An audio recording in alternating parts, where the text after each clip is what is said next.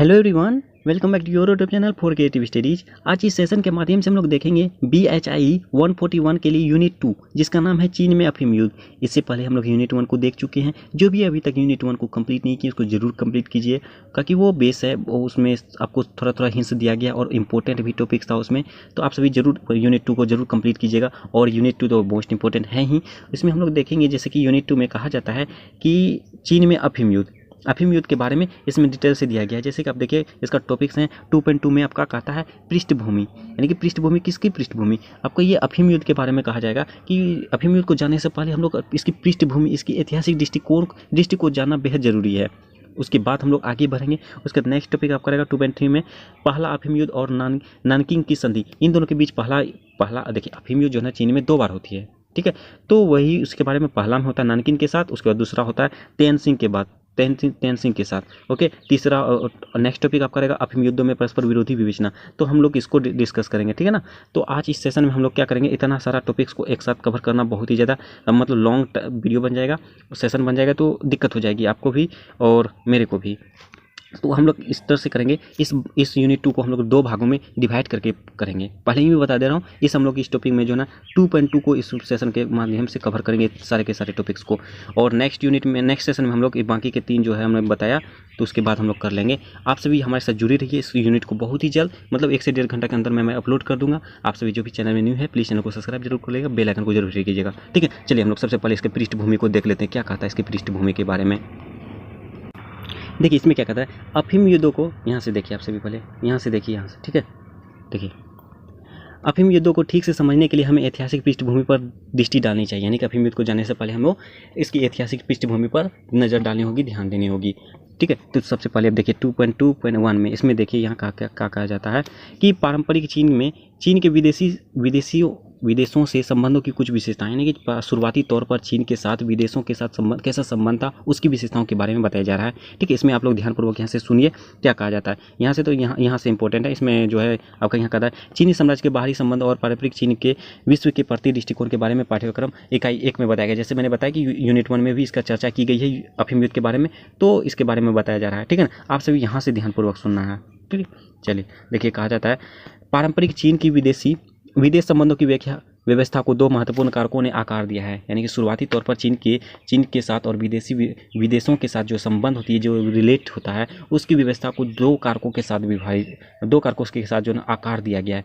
आपका पहला रहेगा पूर्वी एशिया में चीनी साम्राज्य की महत्वपूर्ण स्थिति, इसका विशाल आकार, संपदा, ताकत, ऊंचा संस्कृति स्तर तथा अधिकांश भौतिक मूल्यों में बुनियादी आत्मनिर्भरता। यानी जो एशिया भागों में, जो ये एशिया ही महाद्वीप में आता है चीन, उसकी एशिया के पूर्वी भागों में चीनी साम्राज्य में जो भी महत्वपूर्ण स्थिति है, उसकी महत्वपूर्ण स्थिति क्या था, उसकी विशाल आकार, यानी कि चीनी साम्राज्य का जो आकार बहुत ही ज़्यादा विशाल था, उसकी संपदा अच्छी थी, उसकी ताकत, ऊंचा संस्कृति, उसके बाद स्तर हो गया, ये सभी जो है ना उसको खुद पर आत्मनिर्भरता, ये पहला कारक हो गया। उसके बाद आपका दूसरा कारक हो जाएगा चीन की उत्तरी और पश्चिमी सीमाओं पर हर समय खानाबदोश और अर्ध खानाबदोश लोगों की ओर से सैन्य खतरे का बना रहना। यानी कहा जाता है कि दूसरा कारक में कि चीन की जो उत्तरी और पश्चिमी सीमा है, उत्तरी और पश्चिमी सीमाओं की तरफ उसमें खानाबदोश बोले तो जैसे कि यदि कोई व्यक्ति जो ना मतलब अपना घर जो है ना, अपना घर अपने साथ लेकर चलता है, यानी कि जैसे तंबू वगैरह होता ना, कि कहीं भी मिला तंबू गाड़ दो, बस वहीं गुजारा बसरा कर दो, तो वही होता था।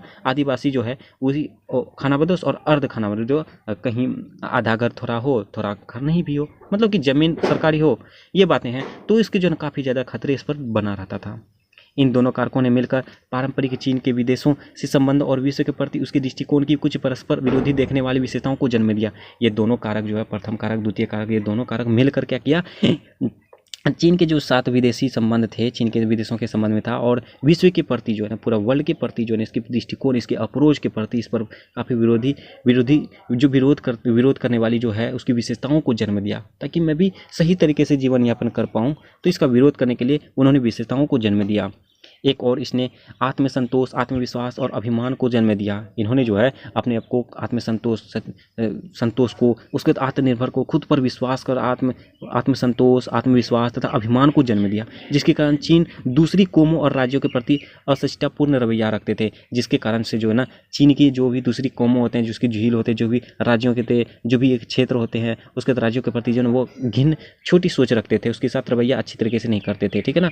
जिसे आधुनिक विद्वान कभी कभी साइनोसेस्टिज्म, चीनी कैद्रता कह देते हैं। यानी आधुनिक जो है वह मॉडर्न साइंटिस्ट जो है, विद्वान सब जो है, उन्होंने इस सब चीज़ों को कहा जाता है साइंटोसेंट्रिज्म, ठीक है ना।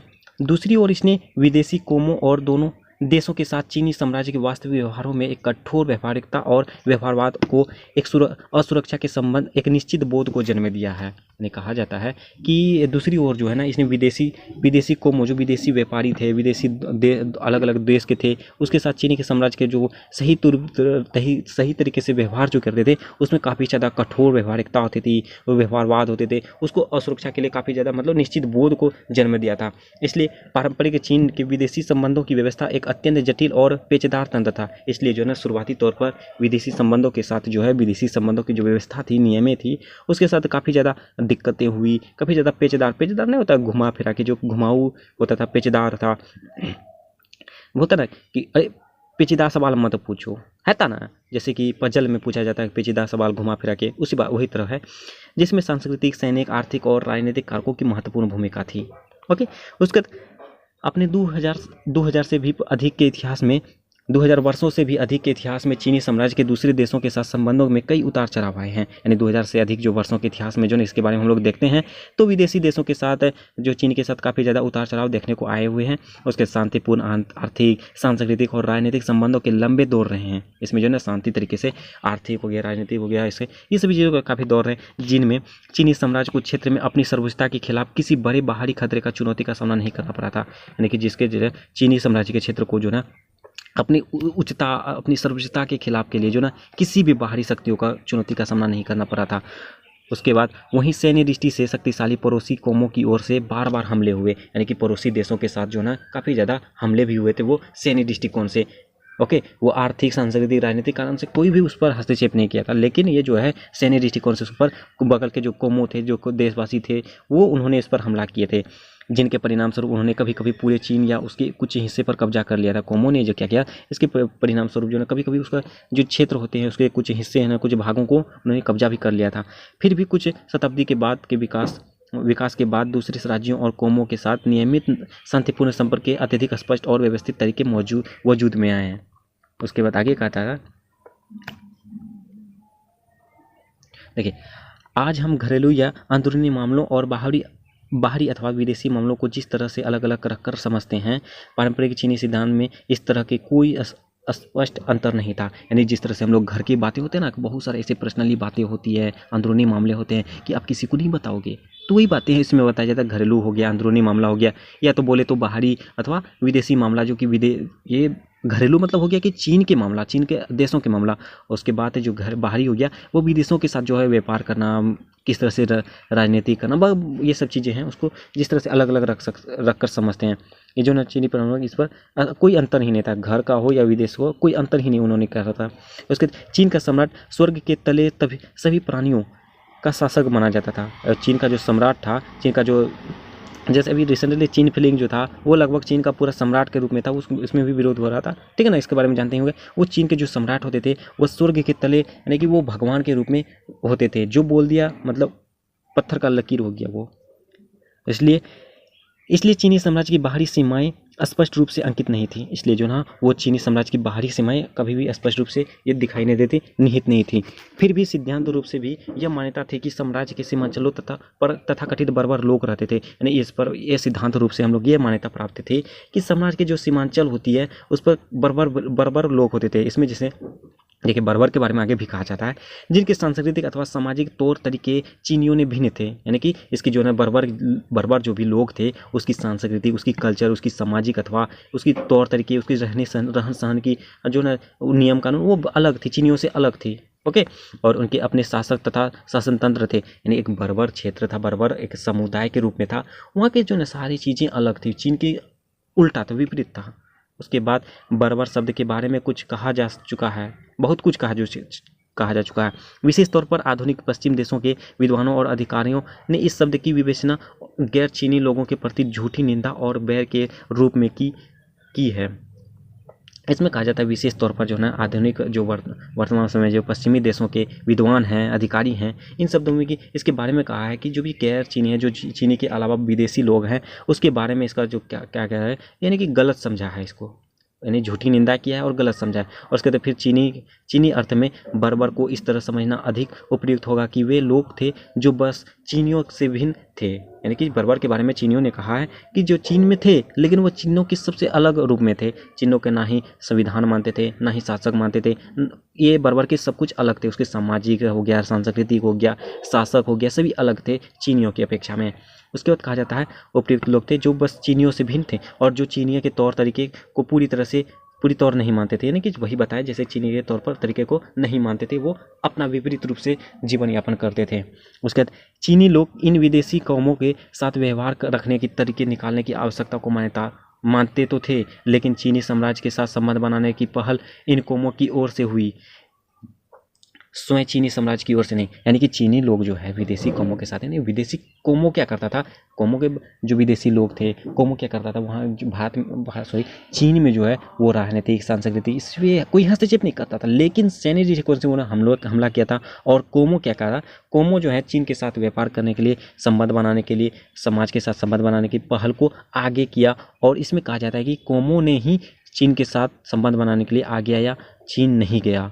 ओके, उसके बाद इसका अपवाद चीनी इतिहास के थोड़े से दौर जैसे हान और तांग वंशों के दौर थे। यानी कि इतिहास में जो अपवाद के रूप में एक वंश थे, दो वंश थे, हान और तांग। इसके दौर के समय में ये सब चीज़ें हो रही थी, जब चीन के शासकों ने प्रसार और विजय के महत्वाकांक्षी कार्यक्रमों को शुरू किया।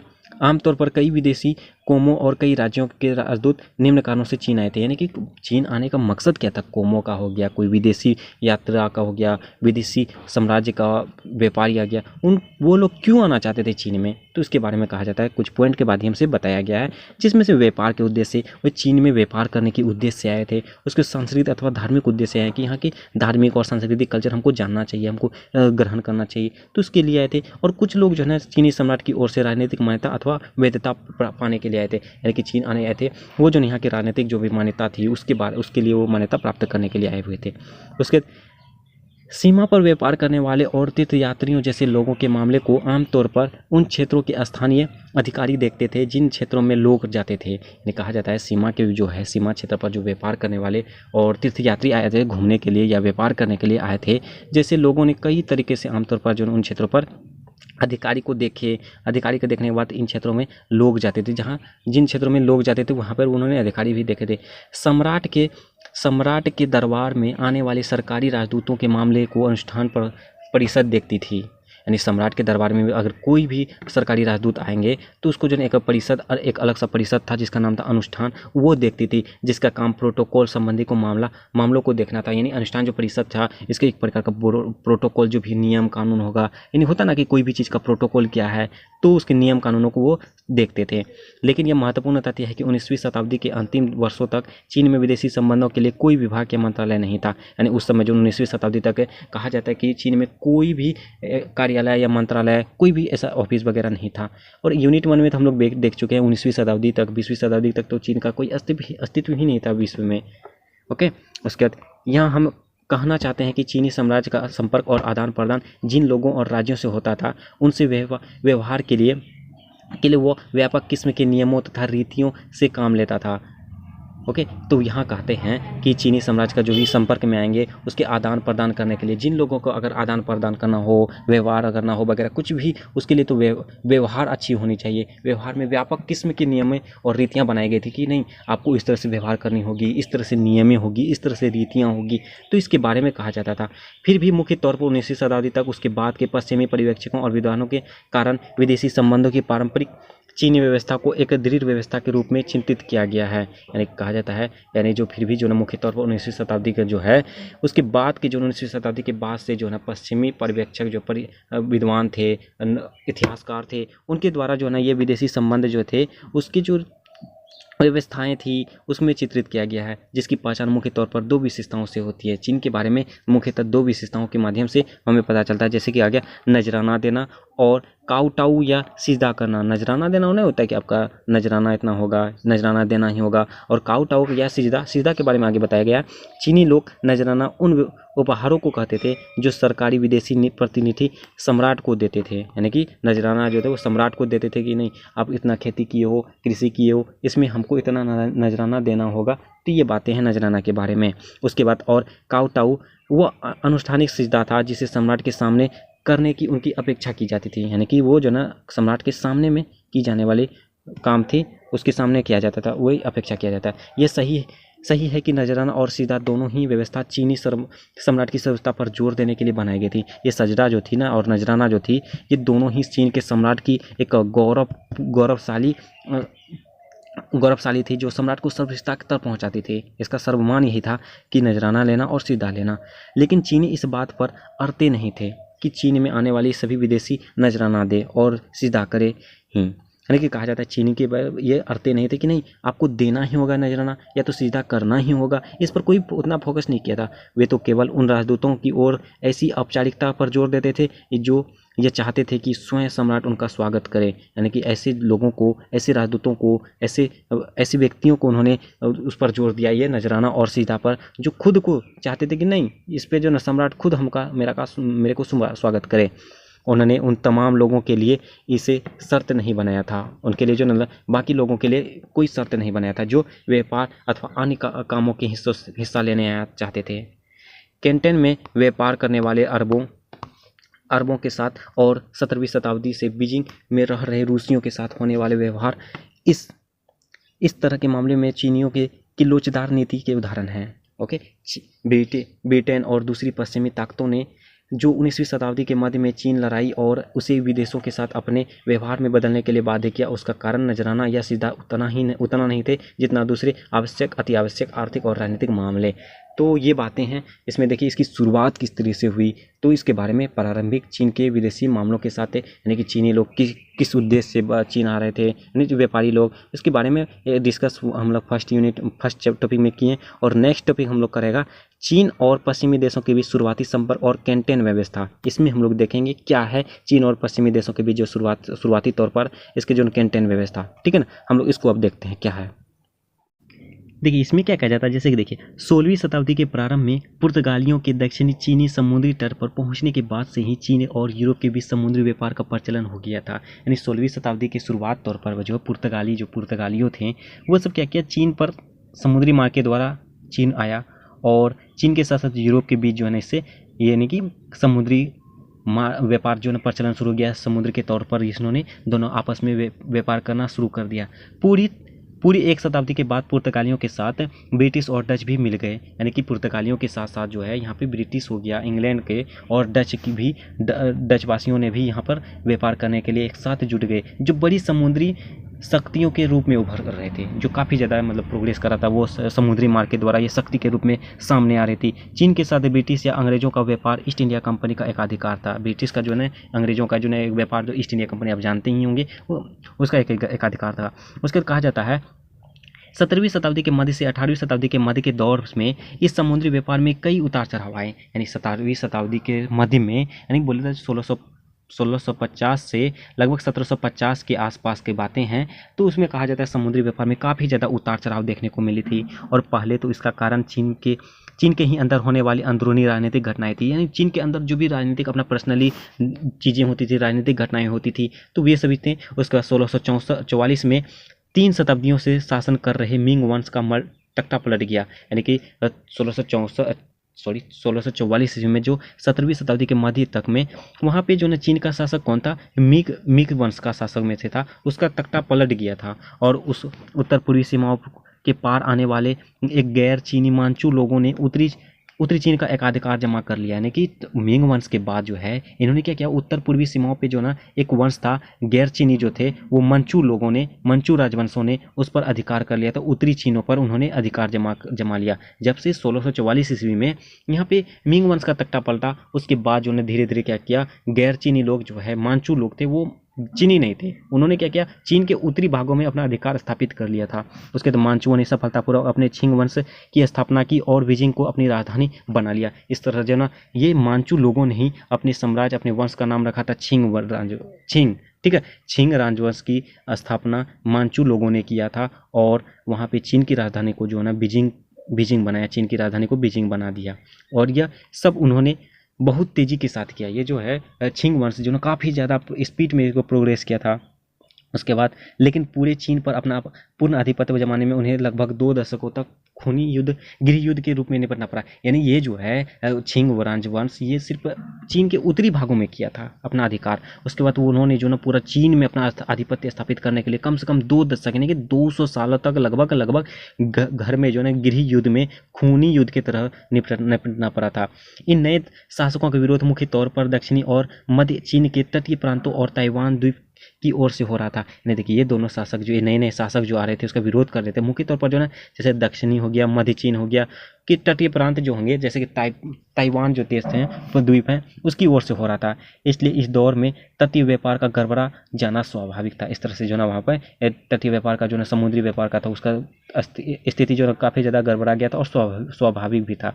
दरअसल मांचुओं ने 1661 से 1669 के बीच 8 साल के दौर में दक्षिणी मध्य तक 25 किलोमीटर चौड़ी पट्टी पर रहने वाली पूरी की पूरी आबादी को वहां से बेदखल कर देने का असाधारण कदम उठाया। ठीक है, तो उसके बाद उन उपायों को हटा दिए जाने और छिंग विरोध का समाप्त होने जाने के बाद छिंग शासकों ने समुद्री गतिविधियों पर विशेष तौर पर विदेशियों के साथ स्थानीय चीन वासियों के किसी भी व्यापार पर संदेह करना नहीं छोड़ा। इन्होंने क्या किया था, जब छिंग राजवंश जो है वो विरोध समाप्त होने जाने के बाद जो है ना छिंग शासक क्या कहता, समुद्री गतिविधियों के बारे में जो भी व्यापारी आते थे, जो भी चीन वासियों ने जो भी व्यापार करते थे उस पर संदेह सब शुरू से ही अंत तक करते ही रहा। उसके बाद वे समुद्र को अपनी समुद्र देशियों और तस्करों को की खो भी मानते थे। यानी कि वो जो है छिंग राजवंश के जो शासक थे, सम्राट थे, उन्होंने वहाँ के जो व्यापारियों को, देशियों को तस्करों के रूप में खो मतलब गड्ढा के रूप में उन्होंने मानते थे और उनका सोचना गलत भी नहीं था। और जो है छिंग राजवंश जो भी सोचते थे वो उसका गलत भी नहीं सोच रहे थे। तो ये सभी बातें हैं। समुद्र की ओर से संदेह और डर के बावजूद मांचुओं ने मजबूत नौसेना ना तो बनाई और ना ही बरकरार रखी। यानी मंचुओं ने क्या किया, मजबूत सेना नहीं बनाया, ना ही बनाने इसको बरकरार रखा। उन्होंने उपद्रवियों को उस समुद्र से रोकने के लिए तथा तटीय क्षेत्रों में व्यवस्था बनाए रखने के लिए मुख्य तौर पर तटीय किलेबंदियों और दूसरे सुरक्षात्मक उपायों पर निर्भर किया। ओके, तो ये बातें हैं। तो उसके बाद आगे कहा जाता है, लेकिन इसका अर्थ नहीं कि छिंग शासक यूरोपियों के साथ नियंत्रण, व्यापार और दूसरे संबंधों में पक्ष में नहीं था। यानी कि इसका ये मतलब नहीं निकला कि छिंग राजवंश जो है यूरोपियों के साथ नियंत्रण में, यानी कि छिंग वंश जो है वो यूरोपियों के साथ व्यापार करना नहीं चाहता था, ऐसा कुछ नहीं है। उसके संबंधों में पक्ष में नहीं था, ऐसा नहीं था। ठीक है ना। उसके बाद कहा जाता है विदेशियों के साथ व्यापार के लिए कुछ बंदरगाहों को मुक्त रखा गया था। यानी कि विदेशियों के लिए जो ना उसको ठहरने के लिए, व्यापार करने के लिए कुछ बंदरगाहों को उन्होंने मुक्त कर दिया था कि वो आके यहाँ पे बंदरगाहों में रह सकते हैं, उसके बाद व्यापार कर सकते हैं। कांगसी सम्राट के राज्यपाल में यूरोपियों और विशेष तौर पर जेयूजुटियों का स्वागत किया गया था। ये एक दूसरा कांगसी, जैसे कि छिंग राजवंश हुआ, उसी तरह कांगसी सम्राट जो है, कांगसी राजवंश का एक सम्राट थे, उसने क्या किया था अपने राज्यकाल में जो भी यूरोपीय हो गया, जो विशेष तौर पर जो एटियों आते थे मतलब व्यापारी आते थे, उसका स्वागत किया था। उसके बाद लेकिन फिर भी 1718 में रोम के पोप के साथ एक कड़वे मतभेद के बाद यूरोपियों के प्रति छिंग सरकार के रवैये में नाटकीय बदलाव आ गया। जब 1718 ईस्वी में जो ना रोम के एक पोप था, उन्होंने क्या किया था, आपस में चीन के जो है आपका छिंग राजवंश उसके साथ मतभेद हो गया था और उसको जो ना ये यूरोपियों के साथ जो ना काफ़ी ज़्यादा मतलब अंतर आने लगा था। उसके बाद ये दोनों का व्यवहार जो ना काफ़ी ज़्यादा बदल गया था। इसके नाटक के बदलाव में, इसके रवैया में छिंग राजवंश की बदल गई। उन्हें कैंटेन के बंदरगाह से भी निकाल दिया गया था। यूरोपियों को जो है कैंटेन के बंदरगाह से भी निकाल दिया गया था, जहाँ वे बहुत ही बड़ी तादाद में रह रहे थे। यानी कि यूरोपीय का जो चीन में जो है उसको बंदरगाह रहने के लिए दिया गया था और वो व्यापार करने के लिए दिया गया था। उसके बाद जब छिंग और राजवंश के बाद ये सब मतभेद होने के बाद जो उन्होंने क्या किया, ये यूरोपियों को यहाँ से बेदखल कर दिया, बाहर कर दिया। उसके बाद उन्हें व्यापार करते रहने की अनुमति तो दी गई, लेकिन उसके बाद उन्हें केवल मकाओ द्वीप में रहने की छूट दी गई। यानी कि उन्होंने क्या किया, बंदरगाहों में तो उसे रहने के लिए दिया गया था, लेकिन उसे कहा क्या कि अब बंदरगाहों से जाओ और यहाँ व्यापार करो, लेकिन अब बंदरगाहों में नहीं रहोगे, सिर्फ मकाओ में रहेंगे आप। एक झोपड़ी टाइप का घर बनाया दिया है, उस पर रह सकते हैं आप। उसके बाद कमोडोर एंसन और जेम्स प्रिंस जैसे कुछ अंग्रेज व्यापारियों और साहसिक यात्रियों के ने बल प्रयोग के माध्यम से इन प्रतिबंधों को चुनौती देने की कोशिश की, यानी कि इसका विरोध भी किया था उसका, जिससे उसे बात भी नहीं बनी, उससे बात नहीं बनी, वह सफल नहीं हो पाया। विदेशियों की ओर से इस तरह की शरारत के खिलाफ छिंग राजनीति की प्रतिक्रिया की ओर 1757 में एक कैंटन के बंदरगाह को छोड़कर बाकी सारे बंदरगाहों को विदेशियों के लिए बंद कर दिया। यानी कि क्या क्या इस जब विरोध करने लगा विदेशी व्यापारी जो है छिंग राजवंश पर काफ़ी विरोध करने लगा, तो उन्होंने क्या क्या छिंग राजवंश का शासक जो थे उन्होंने क्या क्या यहाँ के जितने भी बंदरगाह थे उस सबको बंद कर दिया, सिर्फ एक बंदरगाह को छोड़कर। ठीक है, विदेशियों के लिए इस तरह कैंटन व्यवस्था की स्थापना हुई। यानी कैंटन जो होती है वो व्यवस्था शुरू हुई। आपके टॉपिक में कहा था ना कैंटन व्यवस्था, वही बातें हैं। कैंटन स्थापना किस तरह से हुई, आपको इस तरह से भी पूछ सकता है कि कैंटन चीन में जो है कैंटन व्यवस्था की शुरुआत किस तरह से हुई। ठीक है, तो इस तरह से ये बातें हैं जो अफीम युद्धों तक चीन और पश्चिमी देशों के बीच व्यापारिक संबंध को एकमात्र मान्य स्वरूप बनी रही। उसके बाद कैंटन व्यवस्था से आशय उन तमाम व्यापारिक संबंधों से है जो 1757 और 1842 के बीच पश्चिमी देशों के लिए उपलब्ध थे। यानी कैंटन व्यवस्था का ये आशय जो है, इससे प्रचलित जो है, ये तमाम उन व्यापारियों के साथ से जुड़ा हुआ है जो 1757 से 1842 ईस्वी के बीच जो है, जो चीन के पश्चिमी देशों में से जो उपलब्ध थे उससे। ठीक है, उन्होंने क्या कि विदेशी व्यापारियों ने कैंटन में व्यापारिक प्रतिष्ठान बनाकर रखे। उन्होंने क्या क्या विदेशी व्यापारी जो भी कैंटन थे उसके व्यापारियों के लिए प्रतिष्ठान बनाकर रखे, जिन्हें गोदामों के तौर पर इस्तेमाल किया जाता था। कि कैंटन जो है एक गोदाम की तरह उसको इस्तेमाल किया जाता था, जिन्हें फैक्ट्री या कारखाना कहा जाता था। वे लोग साल के अधिकांश समय मकाओं में रहते थे। यानी जो भी यूरोपीय थे वो सब क्या करते थे साल के अधिक, क्योंकि उसका बंदरगाह तो उसको बंद कर दिया था, बंदरगाह पे आप नहीं रह सकते हो, तो उसे मकाओं पे रहना होता था, तो वे मकानों पे रहते थे। लेकिन हर साल जब उनके देश से उनके जहाज आते थे तो व्यापारी पर्ल नदी के मुहाने में जहाज से कैंटन चले जाते थे। वो जो है जब यूरोप से उसका व्यापारी जो है जहाज आते थे तो जहाज के माध्यम से जो है छिप के वो कैंटन में भी चला जाते थे अपने मकाओं को छोड़कर, जहाँ वे अगस्त से मार्च तक व्यापार के समय तक रहते थे। वो जो है जहाज जो आते थे वो अगस्त से मार्च तक वो व्यापार करते थे। वो भी क्या करते थे, ये मकाओ को छोड़कर वो कैंटन में जाकर व्यापार करते थे मार्च से अगस्त तक अपने अपने जहाज़ों में। उसके बाद उन्हें अपने साथ अपने परिवारों को लाने की अनुमति नहीं थी। सिर्फ वो जो ना जो परिवार के मुखिया आते थे वही जाते थे, और परिवार के जो भी बाकी सदस्य हैं वो वहीं रहना पड़ता था उनको, और व्यापार के ठिकाने के अंदर ही आ जा सकते थे। उसके बाद कैंटन में पश्चिमी व्यापारियों के सभी व्यापारिक लेन देन को हांग के माध्यम से होते थे। यानी कैंटन में जो भी पश्चिमी व्यापार जाते थे वो एक लेन देन जो है प्रक्रिया एक कोहांग के माध्यम से होते थे। कोहांग वहाँ का शासक था। कोहांग जाने माने स्थानीय सौदागर की एक श्रेणी थी। ठीक है ना, वहाँ की एक श्रेणी के रूप में जाने जाते थे कोंग हांग, जिसके व्यापार पर एक अधिकार को छिंग सरकार की मान्यता मिली हुई थी। ठीक है, कोंग होंग को जो है ना वहाँ के जो छिंग वंश के शासक थे उन्होंने इस पर अधिकार दे दिया था। उसके बाद इस सरकारी मान्यता के बदले में हांग सौदागर व्यापार के तमाम प्रबंधों को देखते थे। ओके, उसके बाद विदेशी व्यापारियों को आवश्यक सुविधाएं उपलब्ध कराते थे। यानी कि जो भी तमाम उसको जो प्रबंध कहते थे, आवश्यक सुविधाएं होती, चीज़ें होती थी, उसको ये तमाम चीज़ों को वहाँ वो उपलब्ध करवाते थे। यानी कि बोला जाए तो वो कैंटन के मुखिया हुआ करते थे। कौन? होकोंग ये कैंटन के अधिकारी हुआ करते थे। उसको संभालने के लिए अधिकार दे दिया गया था छिंग राजवंश के शासकों ने। ठीक है, उसके बाद वे सामूहिक रूप से शाही सरकार के एक अधिकार को प्रति जिम्मेदार थे, जिनमें सभी महत्वपूर्ण लिंगान ये बातें हैं कि वो जो है सभी तरीके से वो इकट्ठा करेंगे, जो भी आएंगे उसके रजिस्टर मेंटेन करेंगे, वो क्या क्या सुविधाएं होनी चाहिए, क्या क्या सुविधाएं देनी चाहिए, ये सभी का व्यवस्था यही करते थे कोहांग। ठीक है, उसके बाद आगे कहा जाए पश्चिमी व्यापारियों को किसी भी कारण से सीधे शाही अधिकारियों से संपर्क करने की छूट नहीं थी। यानी पश्चिमी जो भी व्यापारी थे यूरोपीय वासी थे वो सब जो है सीधे तौर पर अधिकारी से बात करने की अनुमति नहीं थी। अधिकारी से बात करने से पहले उसके चेला चमचा से बात करनी होगी, ये बातें थी। जैसे कोहांग से बात करने के लिए आपको उससे पहले उससे जो नीचे स्तर के अधिकारी हैं उससे बात करनी होगी।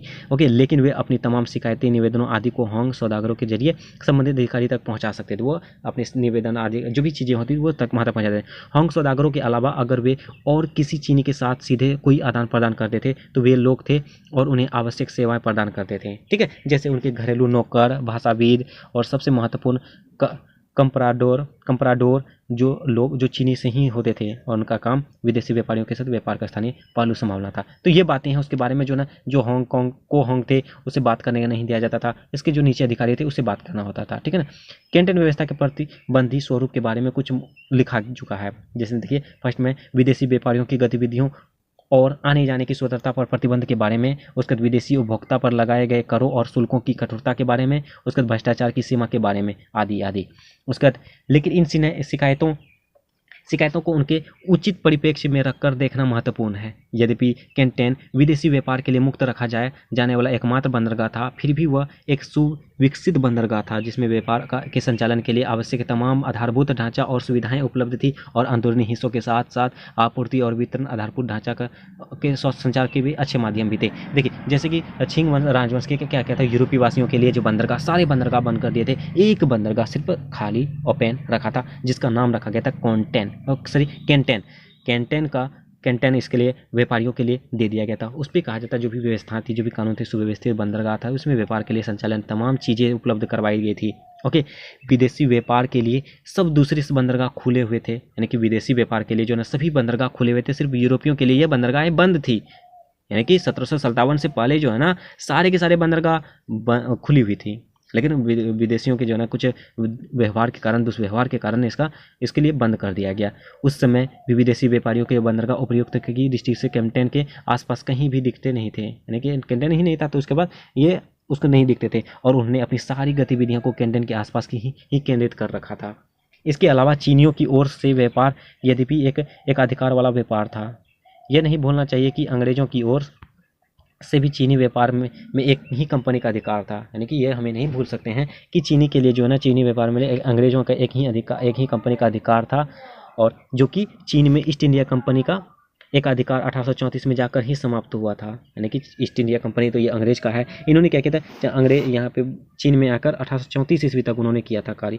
और इसी तरह वे यूरोपीय पर जो प्रतिबंध लगे थे उन्हें हो सकता है कि लज्जाजनक माना जाता रहा हो, यानी जो यूरोपीय वासियों के लिए जो बंदरगाह वगैरह सब बंद कर दिया गया था, ये एक प्रकार का शर्मनाक बातें हैं, लज्जाजनक माना जाता है। लेकिन ये वे व्यापार के संचालन में कोई उल्लेखनीय बाधा नहीं डाल पाए, यानी जो है व्यापार के लिए कोई भी संचालन व्यापार बाधा नहीं डाल पाए, क्योंकि उसको बोल दिया था कि आप व्यापार कर सकते हो लेकिन सिर्फ बंदरगाहों में नहीं रह सकते हैं। तो ये बातें हैं, ठीक है ना। चीनियों ने व्यापार पर जो विभिन्न शुल्क और उगाही लगाई, उनसे भी विदेशी कंपनियों को भारी नुकसान कमाने से नहीं रोका जा सका, और वे साल दर साल कैंटेन पे वापस आते रहे, ठीक है। ये बातें हैं। उसके बाद कहता है लेकिन फिर भी यह बात थी कि जो सचमुच विदेशी व्यापारियों के लिए परेशानी का कारण थी, ऐसे बहुत कम सामान थे जिसकी मांग चीनियों में हो और उन्हें जिन्हें वे दे सके।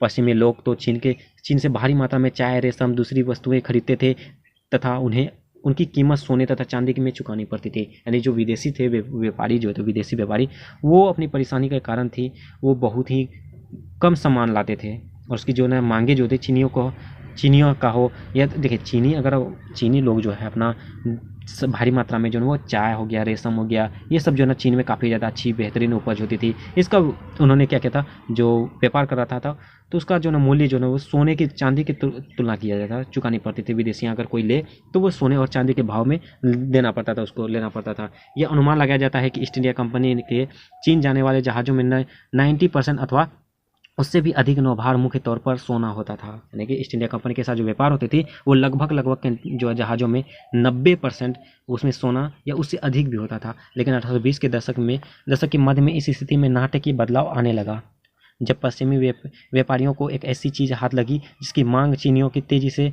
बढ़ती गई। वह थी अफीम, यानी कि अफीम का व्यापार करने लगा था, ठीक है ना। तो ये बातें हैं। उसके बाद अब में हम लोग पहुँचे हैं मेन टॉपिक में, अफीम का व्यापार। इसको हम लोग देखेंगे अब क्या है अफीम का व्यापार।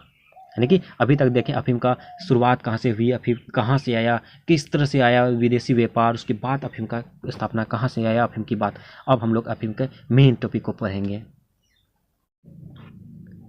देखिए इसमें क्या कहा जाता है, जैसे कि देखिए अफीम युद्ध। अफीम क्या होता है, जैसे ये पोस्त के फूल से मिलने वाली नशीले पदार्थ अफीम को 7वीं शताब्दी के अंतिम वर्षों में या 18वीं शताब्दी के प्रारंभ में अरबों और तुर्कों ने चीन में प्रचलित किया था। देखिए पोस्त क्या होता है, ये पोस्त जो है एक इसको उपजाया जाता है, ठीक है। ये हालांकि सभी जगह प्रतिबंध है, फिर भी बहुत जगह ऐसे हैं जहाँ पे ये पोस्त का जो ना खेती होती है, बहुत सारे इस पर पोस्त करने पर बहुत ही ज़्यादा बेनिफिट्स होती है, बहुत ही ज़्यादा। तो ये लोग जो चोरी छिपे इस पर फिर भी करते हैं, और इससे जो नशीले पदार्थ भी बनाते हैं, जैसे अफीम जैसे नशीले पदार्थ इसी से बनता है पोस्त का फूल। आप सभी जानते होंगे जो वाइट टाइप का होता है, ये पोस्त का फूल जो है ना वाइट टाइप का होगा, जैसे ना कमल का फूल ना था जो है उसी तरह से नहीं कमल का फूल तो नहीं होता, एक वाइट टाइप का ऐसे ऐसे फूल होता है, ठीक है। तो ये वाइट रहेगा, उसके बाद ऐसे रहेगा, पत्ती रहता।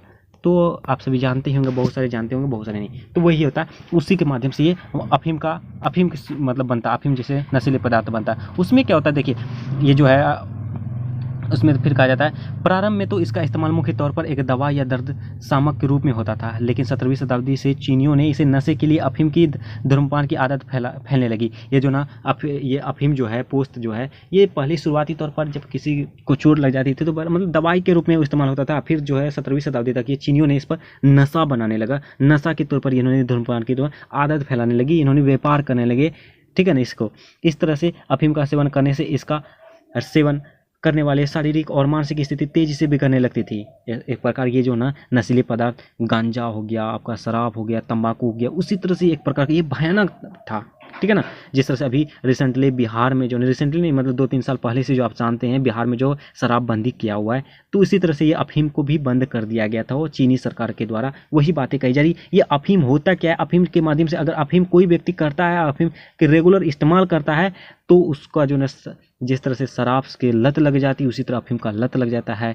तो वे अगर अफीम उसको नहीं मिला तो वो उसका मन जो है ना मचलने लगता है कि नहीं मुझे चाहिए चाहिए चाहिए मुझे चाहिए, मतलब कि एक प्रकार का उसका जो दवा बन जाता है। यदि उसको टाइम टू टाइम नहीं मिला तो वो मर भी सकता है, और यदि उसको रेगुलर नहीं मिला तो वो वास्तविक इलाज की आवश्यकता भी पड़ सकती है, और इसका मन जो है मचलने लगता है। वो बेचैनी महसूस होती है, दर्द होता था, मांसपेशियों में अचरन होती थी, ठंड महसूस होती थी, गर्म चगमी होती थी, नींद नहीं आती थी, इत्यादि ऐसे ऐसे चीज़ों का सामना करना पड़ता था अफीम अगर रेगुलर उसको ना मिले तो। ओके, उसका लोगों में अफीम की आदत फैलने के साथ साथ शाही सरकार को इस पर ध्यान देना ही पड़ा, यानी कि अफीम जो न लगातार प्रोग्रेस कर रहा था, और अफीम की लगातार इस्तेमाल करने से लोगों का में बीमारियां फैलने लगी थी, लोग कमज़ोर हो रहे थे, डॉक्टरों के पास पेशेंट ज़्यादा होने लगे थे, और इसके कारण से जो ना ये वहाँ की शाही सरकार, चीनियों की सरकार ने इस पर ध्यान दिया। उसके बाद 1729 ईस्वी में इसके आयात और खेती पर प्रतिबंध लगा दिया। ओके, उसके बाद कहा जाता है इन प्रतिबंधों के बावजूद चीन की अफीम का आयात 18वीं शताब्दी के अंतिम वर्षों और विशेष तौर पर 19वीं शताब्दी के प्रारंभिक वर्षों में तेजी से बढ़ा। यानी देखिए फिर भी ये प्रतिबंध लगा दिया गया, फिर भी इसके अफीम में आयात निर्यात रुकना बंद नहीं हुआ। अब जैसे बिहार में ही देख लो, शराबबंदी नाम का है, लेकिन यहाँ पे बहुत ही ज़्यादा शराब की आदान प्रदान होती है।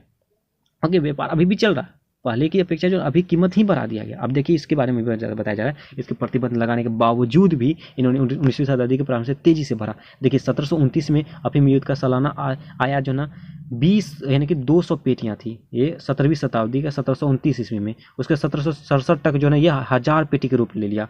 उसके बाद जो है आपका ये देखिए 1800 तक जो है ये 1800 से 1820 ईस्वी तक के बीच में ये 4500 पेटियों का रूप धारण कर लिया। उसका 1838 से 1839 जो है ये 4000 पेटियों का रूप का धारण कर लिया। मतलब ये धीरे धीरे प्रोग्रेस करते गया, ठीक है। तो इस तरह से बातें हैं। उसके बाद देखिए 1729 ईस्वी में इस पर प्रतिबंध लगाया था। प्रतिबंध लगाने के बावजूद जो है 19वीं शताब्दी की शुरुआत तक में ये धीरे धीरे बढ़ने लगा था, ठीक है। तो इसके बाद कहा जाता है यह आकलन किया गया है कि इस दौर में चीन में अफीम का नक्शा करने वाले संख्या कई 1 करोड़ था, मतलब कि 1 करोड़ पार कर चुके थे। सोच सकते हैं आप कितनी भयानक थी। आप सभी को एक याद ही होगा, अभी रिसेंटली एक पुष्पा नाम का मूवी आई थी, पुष्पराज, झुकेगा नहीं। उसमें भी देखिएगा चंदन की लकड़ी को जो ना किस तरह से वो विदेश में निर्यात करते थे, तो उसी तरह से इसमें भी चोरी छिपे इसका अफीम की निर्यात करते थे, जिसमें 10 से 20% तक केंद्र सरकार के अधिकारी थे और 20 से 30% स्थानीय सरकारी अधिकारी थे। यानी कि इस पर जो ना सरकार तो नाम का प्रतिबंध लगा दिया था, लेकिन इसमें जो बहुत सारे सरकार भी हस्तक्षेप थे, काफ़ी उसमें बहुत ज़्यादा बेनिफिट्स है, बहुत ही ज़्यादा इनकम है। ओके, तो ये बातें हैं। उसका चीन में अफीम का आयात करने वाले के सबसे आगे अंग्रेज थे, यानी कि चीन के साथ जो ना अफीम का आयात जो निर्यात करते थे, खरीदते थे, वो अंग्रेज सबसे आगे थे। लेकिन अंग्रेजों का अफीम व्यापार बड़े घुमावदार तरीके से चलता था। यानी कि जिस तरह से आप देखे होंगे ना पुष्पराज में, किस तरह से वो कभी दूध के माध्यम से दूध का ट्रक में लेके जाते थे, तो कभी अलग अलग मतलब नियमों से जो ना पुष्पराज जो ना अलग अलग से तरीके से वो सेल करते थे। उसी तरह से ये जो ना घुमावदार तरीके से, ताकि पुलिस वगैरह ना पकड़े, तो इसके माध्यम से वो करते थे। ओके, उसके बाद कहा जाता है लेकिन अंग्रेजों का उसके बाद अफीम भारत में उगाई जाती थी। ये अफीम जो है भारत में उगाई जाती थी, और खेती से लेकर तैयार करने की पूरी प्रक्रिया अंग्रेज ईस्ट इंडिया कंपनी एक एकाधिकार था। यानी कि ये जो खेती सिर्फ भारत में किया जाता था और इसका जो तैयार जो ना अफीम जो बनाया जाता था वो चीन में मतलब ईस्ट इंडिया कंपनी करवाते थे अंग्रेजों के द्वारा। उसके बाद फिर भी अफीम के आयात पर चीन में सरकारी प्रतिबंध लगा होने के कारण ईस्ट इंडिया कंपनी चीन में अफीम के आयात से सीधे सीधे नहीं जुड़ना चाहती थी, क्योंकि डर था कि इससे उससे चीन के साथ कुल व्यापार को धक्का पहुंचेगा। यानी कि क्या किया था ईस्ट इंडिया कंपनी जो ना वो, जैसे कि अपने भारत में इसका खेती होती थी, उसका ईस्ट इंडिया कंपनी जो ना इस पर अफीम बनाता था। अफीम बनाने के बाद वो चाहता था कि नहीं, चीन के साथ हम व्यापार नहीं करेंगे, हम खुले तौर पर नहीं कर पाएंगे, क्योंकि अगर हम इसका कर देंगे, अगर चीन वाला खिलाफ कर दिया, प्रतिबंध लगा दिया, तो बाकी व्यापार भी हम लोग को धक्का पहुँचेगा, दिक्कत का सामना हो जाएगा। इसलिए भारत से चीन में अफीम पहुँचाने का काम निजी व्यापारियों से लिया जाता था और जो ये भारत के साथ चीन के साथ व्यापार होता था। उसके बाद जो ईस्ट इंडिया कंपनी के लाइसेंस के अधीन यह काम करते थे। ओके, चीनी और विदेशी तस्करों के एक संगठित जाल और उनके सहयोगी का यह काम था कि वे चीन में अफीम के वितरण को सुनिश्चित करें। ओके, निजी व्यापारी अपने अफीम के खेप को अदाता बताइए पाने वाले जहाज़ों में जमा कर देते थे। यानी कि अदाता निजी व्यापारी जो ना वो जहाज़ों में जमा कर देते थे अफीम को, जो निजी तट में लिंटिन कि द्वीप में आसपास लंगर डाले खड़े रहते थे। यानी कि इसका इंतजार करते थे, वो लंगर द्वीप जो बनाकर खड़े होते थे।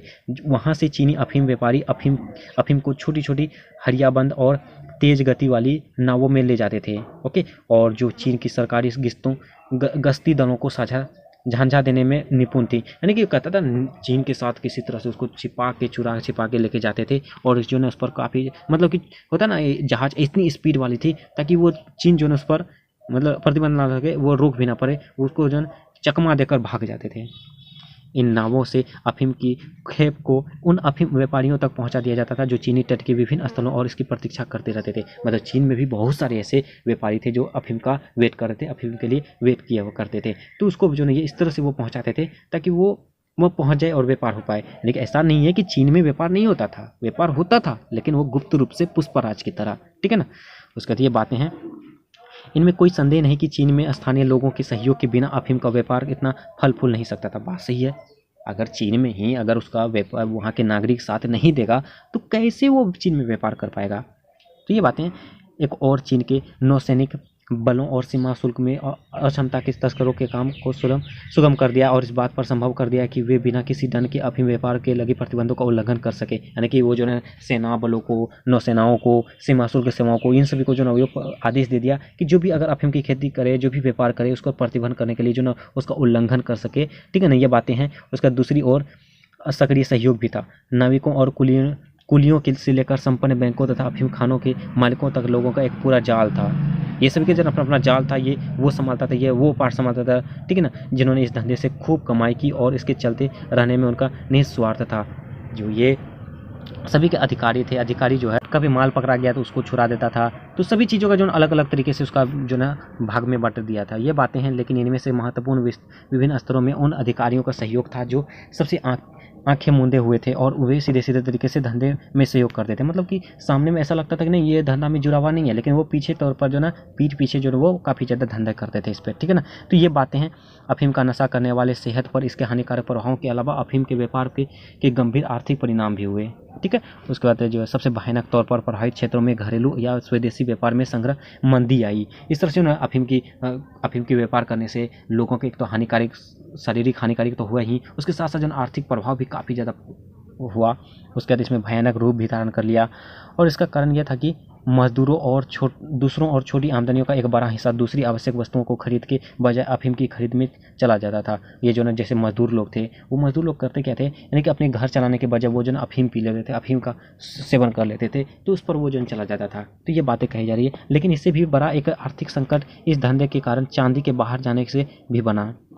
विदेशी व्यापार के सामानों में से अलग व अफीम की कीमत चांदी में चुकानी पड़ जाती थी। यानी कि विदेशी व्यापार में जो है विदेशों में जो होते थे, इसके जो है जैसे अफीम आपको अफीम देंगे, आप चांदी दो, इस तरह से चांदी के भाव में उसका जो ना व्यापार होता था।